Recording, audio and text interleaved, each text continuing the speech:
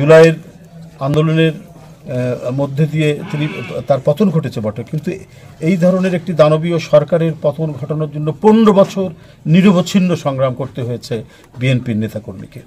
এর সাথে আরও কিছু গণতন্ত্রবাদী দল রয়েছে এবং এটা করতে গিয়ে আমাদের প্রায় 800-র বেশি নেতাকর্মী গুম হয়েছে, বিচার বহির্ভূত হত্যার শিকার হয়েছে অসংখ্য নেতাকর্মী। এছাড়াও কত যে চোখ অন্ধ হয়ে গেছে, চোখে গুলি লেগে, আপনার শটগানের গুলি লেগে, পুলিশের অত্যাচারে, পুলিশের নিপীড়নে তার কোনো ইয়াত্তা নাই। এই দীর্ঘ 15 বছরের আন্দোলনের পটভূমিতে চূড়ান্তভাবে গত জুলাইয়ে যে ব্যাপক গণ অভ্যুত্থানের অগ্নিমশাল যেটি জ্বেলে উঠেছিল, সেটিরই চূড়ান্ত পরিণতি হয়েছে শেখ হাসিনার দেশ থেকে পালিয়ে যাওয়া 5ই আগস্টে।